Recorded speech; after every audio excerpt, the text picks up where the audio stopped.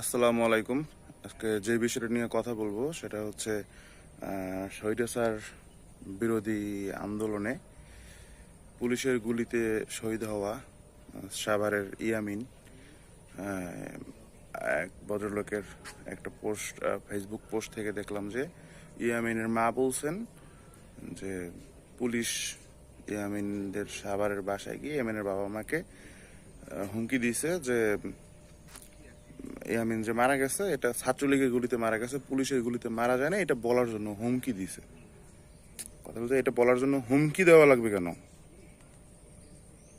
police এই যে 16-17 বছর যে স্বৈরাচারের দাসত্ব করছে, বা এর আগে যারা ক্ষমতায় ছিল, এই স্বৈরাচারের আগে যারা ক্ষমতায় ছিল, এই সরাসরি বলে এই আওয়ামী লীগের আমলে আগে যারা বিএনপি ক্ষমতায় ছিল, তখন কিন্তু পুলিশ এই